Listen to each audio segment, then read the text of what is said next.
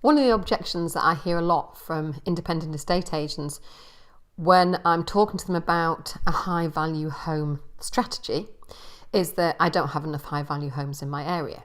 So, valid reason, of course, but let's just test out that theory. So let's try a couple of areas in the country. I'm going to randomly pick Leek in Staffordshire.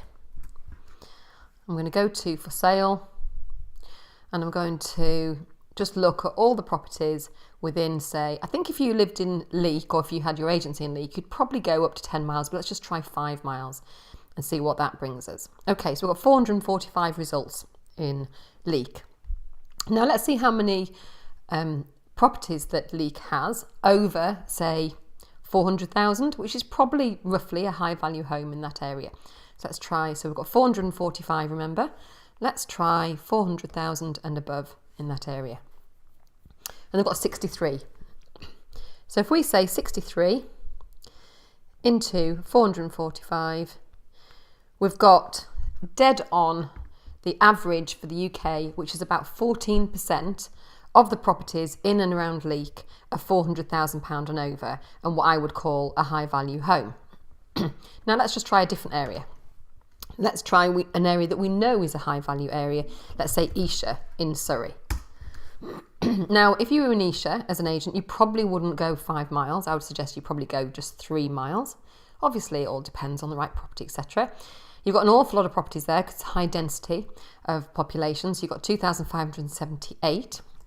Let's just make a note of that number so I don't forget it. 2,578. Now let's see how many properties are over what I would consider a high value home in that area, which is probably going to be at least 800. So let's see what that is.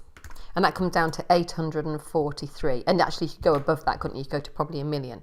So 843. And what I'm saying is that every area has its own level of high value homes. So 843 into 2,578. And we've got 32%. So arguably you could actually go to 1 million if you wanted to go for just the top tier of homes. And we've got there 523. 523 divided into 2,578. And we've got 20%. Now let's choose an area that is typically low value. I would suggest maybe somewhere in Lincolnshire, for example. So let's have a look at Corby in Lincolnshire. In fact, Corby in Northamptonshire. My apologies. And there's nothing over 1 million for a start. So let's just go to all properties. It's not an area known for its high value homes.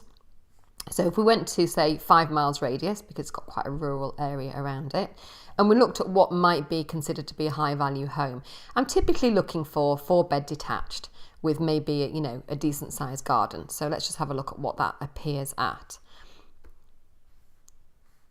And of course, whichever area you are in, you need to decide your own level of high value homes.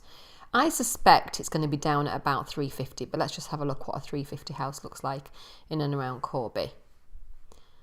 So you've still got plenty over 500. It's probably because we're on 5 miles. Let's just have a look at a £300,000 house. Maximum 300,000.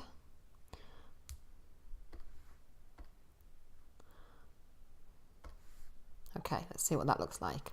So a £300,000 house in Corby. There you go, 4-bed detached. So let's just give it a little bit higher because 300 is a little bit low. But let's go 350. So what do we have as all the properties, first of all? So we've got 1,163, which might seem too high. So let's just knock it down to 3 miles. And you can see what we're doing here. We're just making sure we understand what the market is for somebody who is, for an independent agent who's in Corby who wants to cover the area around it. So we've got 609 there. Now let's have a look at the properties over 350,000. And we've still got 119, which isn't bad, is it? For an area like Corby that you wouldn't consider to be high value necessarily. No offence to Corby whatsoever. Divided by 609. So we've got 19% there. 19% of properties in Corby are over 350,000. So my challenge to you, is to have a look on Rightmove at your area, put in your search area there, and that's entirely dependent on you. We would probably go to 10 miles or beyond because we're in the Lake District and it's a very rural area and we've got lots of lakes and mountains to drive around and a very low population density, so we have to go a bit further. We typically drive about an hour in each direction. Strictly speaking, we're not in the centre of our area, so that's something else to think about, where the centre of your geographical area is, which may or may not be your office. Because what you don't want to say is, well, we only go half an hour in this direction and an hour in this direction. So find the area that is the centre of your area that you want to cover, which may or may not be your office area.